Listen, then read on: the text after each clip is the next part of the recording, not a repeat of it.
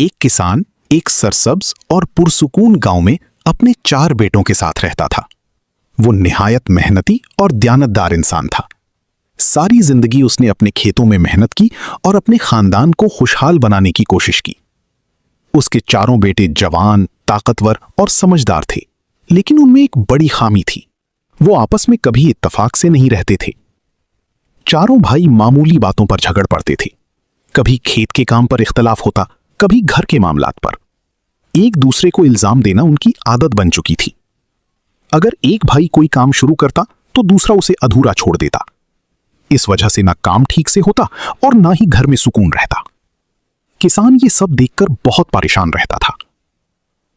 वक्त गुजरता गया और किसान बूढ़ा होने लगा। उसके दिल में एक ही फिक्र थी कि उसके बाद उसके बेटे कैसी जिंदगी गुजारेंगे।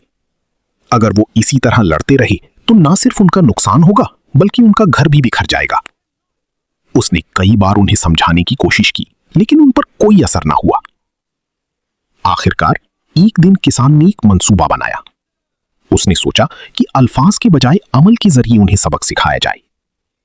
उसने अपने 4 बेटों को अपने पास बुलाया। जब सब उसके सामने बैठ गए तो वो एक मजबूत रस्सी से बंधा हुआ लकड़ियों का गट्ठा लेकर आया। उसने अपनी बड़ी बेटी को वो गट्ठा दिया और कहा, इसे तोड़ने की कोशिश करो। बड़ी बेटी ने पूरी ताकत लगा दी। उसने गट्ठे को मोड़ने और तोड़ने की हर मुमकिन कोशिश की, मगर वो नाकाम रहा। फिर दूसरी बेटी को मौका दिया गया। उसने भी बहुत जोर लगाया, लेकिन वो भी उसे ना तोड़ सका। तीसरी और चौथी बेटी ने भी बारी बारी कोशिश की, मगर नतीजा वही रहा। कोई भी उस गट्ठे को ना तोड़ सका। चारों बेटी हैरान थी। वो कहने लगी, अब्बाजान, ये गट्ठा बहुत मजबूत है, इसे तोड़ना मुमकिन नहीं। किसान ने मुस्कुराकर रस्सी खोल दी और लकड़ियों को अलग अलग कर दिया। अब उसने हर बेटी को एक एक लकड़ी दी और कहा, अब इसे तोड़ो। इस बार हर बेटी ने अपनी लकड़ी को आसानी से तोड़ दिया। उन्हें ज्यादा ताकत भी इस्तेमाल नहीं करनी पड़ी। किसान ने नरमी से कहा, मेरे बेटो, यही वो बात है जो मैं तुम्हें समझाना चाहता था। जब ये लकड़ियां इकट्ठी बंधी हुई थीं, तो तुम में से कोई भी उन्हें ना तोड़ सका, लेकिन जब ये अलग अलग हो गईं, तो तुमने उन्हें फौरन तोड़ दिया। वो थोड़ी देर रुका, फिर बोला, अगर तुम आपस में जुड़े रहो, एक दूसरे का साथ दो और मिलकर काम करो, तो तुम बहुत मजबूत हो जाओगे। कोई तुम्हें नुकसान नहीं पहुंचा सकेगा। लेकिन अगर तुम इसी तरह लड़ते झगड़ते रहे और अलग अलग हो गए, तो तुम कमजोर हो जाओगे और हर मुश्किल तुम पर गालिब आ जाएगी। चारों बेटे खामोशी से अपने वालिद की बात सुनते रहे। उन्हें अपनी गलती का एहसास हो गया था। वो शर्मिंदा हुए और उन्होंने अपने वालिद से माफी मांगी। उन्होंने वादा किया कि वो आइंदा कभी आपस में नहीं लड़ेंगे और हमेशा एक दूसरे का साथ देंगे।